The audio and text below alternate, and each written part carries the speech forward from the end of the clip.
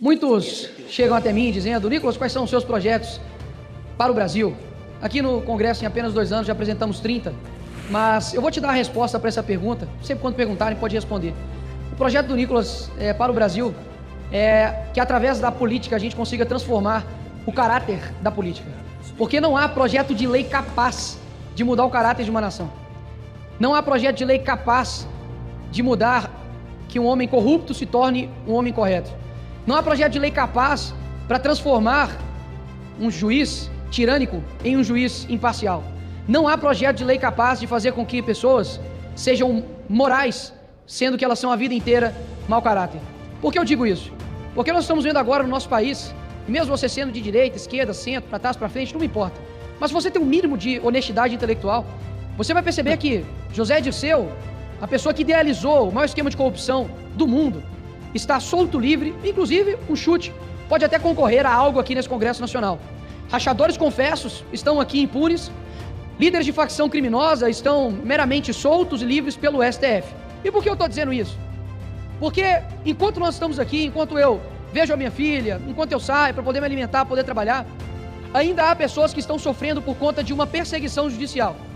Eu sei que tudo que eu vou falar aqui, talvez para alguns, não vai ser capaz de sensibilizar um coração tão de pedra. Afinal de contas, existem pessoas aqui que não podem dar um passo para trás, porque já estão num lamaçal tão grande ideológico que jamais concordariam comigo.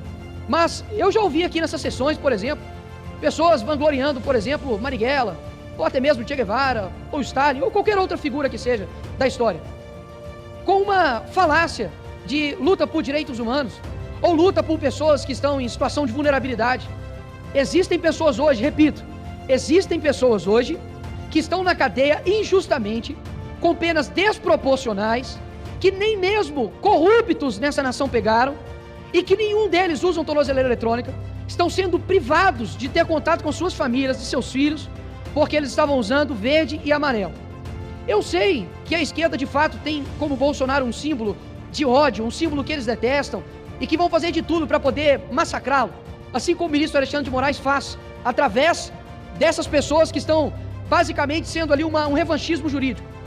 Mas o que eu estou querendo dizer aqui não é para poder falar: nossa, por favor, sensibilizem seu coração, porque eu sei que essa galera não tem sensibilidade alguma. Afinal, se tivesse, jamais, por exemplo, ostentariam a foice e o martelo que matou milhões de cristãos, inclusive. O que eu estou querendo dizer aqui é voltado para a direita.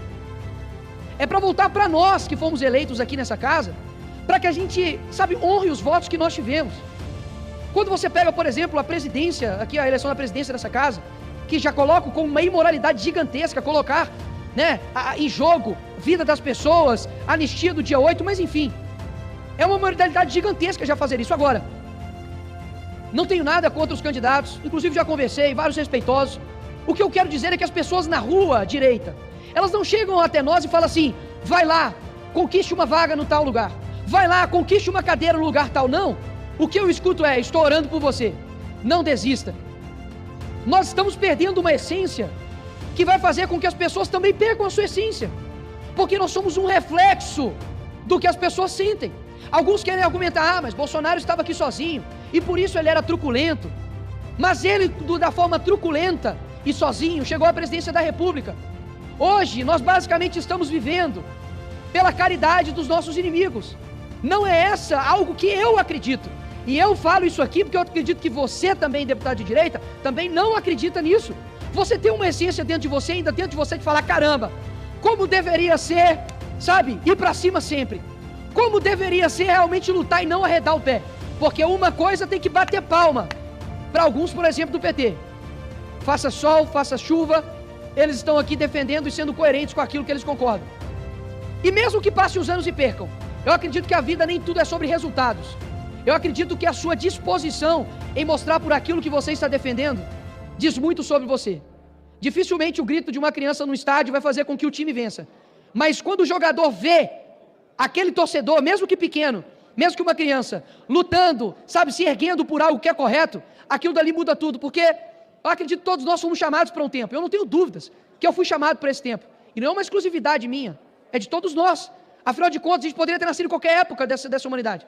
Mas nós somos chamados para esse tempo. E o que eu não quero é me arrepender de ter ouvido a minha essência dentro de mim, dos votos da minha família, dos meus amigos, das pessoas que me param na rua, porque simplesmente alguém me disse que é preciso fazer uma coalizão. Coalizão de verdade, em alguns momentos é necessário, mas eu acho que a gente precisa se encarar em diversos momentos aqui nessa casa, com coragem, porque eu acredito que nós vamos semear durante muito tempo, para que alguns colham, e mesmo que não dê resultados, a vida não é feita somente de resultados. João Batista, ele não colheu nenhum resultado terreno, pelo contrário, sua cabeça foi decepada, era um louco que falava no deserto, comia gafanhoto com mel. Só que hoje eu estou falando, depois de 2000 anos aqui dele, não estou falando de nenhum outro, que na época falou, pega leve, tem que ser mais equilibrado, tem que dialogar.